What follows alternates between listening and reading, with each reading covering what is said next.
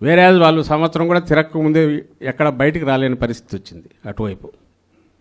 ఎందుకంటే రావడమే ఒక మోసపూరితమైన ఆలోచనతో. గతానికి ఇప్పటికి తేడా ఏంటంటే మోర్ ఫైన్ ట్యూన్ చూసి ఈసారి ఈ దోపిడీని ఎవడన్నా ప్రశ్నిస్తాడేమో అని ముందే ఆ సోకాల్డ్ రెడ్ బుక్ అనే దాన్ని తీసుకొచ్చి నోరు ఎత్తితే ఎక్కడికక్కడ ఎట్లా కేసులు పెట్టాలనే ఆ ధోరణిలో అది కొత్తది తీసుకొచ్చాయి. దాని ద్వారా తప్పుడు కేసులు వీటిని పెట్టి ఇంకో పక్క పట్టపగలే దోపిడీ, దాంట్లో కొత్త కొత్త విధానాలు తీసుకొచ్చి ఈ 10 నెలలు నడిపారు. బహుశా ఇట్లే ధీమా ఉంటే మళ్ళీ ఎన్నికలు వచ్చేంతవరకు మాదే కదా అనే ఓ ధీమా వాళ్ళకు ఉండొచ్చు.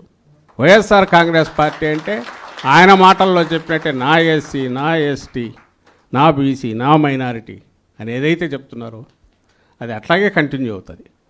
At the same time Chandrababu వైపు నుంచి ఏం కనిపిస్తుంది, రాగానే దానికి ఎట్లా ముసుగు వేసేయాలి, దాన్ని అక్కడి నుంచి కనపడకుండా ఎట్లా చేయాలనే ఆలోచన ఆందోళనలో కనపడుతుంది. దానికోసమే ఇంతకుముందు అన్నట్టు ఒకటి చీకట్లో పోయి వాళ్ళే గూండాల్లాగా పోయి పగలగొట్టాలని చూశారు. ఈ మధ్య ఫోటోలు చూశాను, మొత్తం గాలికి వదిలేశారు, చెత్త చెదారం అంతా పడి ఉంది. వాళ్ళ ఫేక్ దాన్ని మనం ఫేక్ చేయలేము, మన వల్ల కాదు. 100 కోట్లు 1000 కోట్లు దాని మీద పెట్టి అతను పెట్టుబడి ఎంత దాని మీద పెడతాడు చంద్రబాబు నాయుడు. మనం చేయలేము. మనది ఆర్గానిక్, మనది రియల్. మన కోసం ఎవరైతే నిలబడుతున్నారో పార్టీ కోసం అందరూ రెడీగా ఉన్నారు. ఓన్లీ వీళ్ళ మధ్య కనెక్టివిటీ లేదు, కోఆర్డినేషన్ లేదు. ఇంతకంటే పెద్ద సైన్యం అక్కర్లా.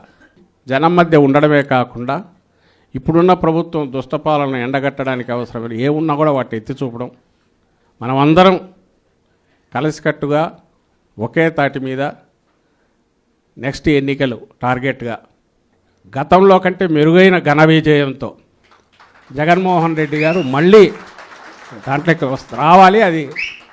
అది చారిత్రక ఆవశ్యకత. అలాగే వచ్చిన తర్వాత ఈసారి ఎవరిని వదిలిపెట్టమనేది కూడా వాళ్ళకి తెలుస్తుంది. మీరు కూడా అది గుర్తుపెట్టుకోండి. ఈసారి నేను ఇంతకుముందు అన్నాను, ఈసారి కొంచెం రాజకీయంగా కూడా ఆలోచిద్దామని. ఇంతకుముందు ఆలోచించారు, ఆయన కేవలం సంస్కర్తలాగా ఉన్నాడు. ఈసారి రాజకీయంగా కూడా ఆలోచిద్దాం.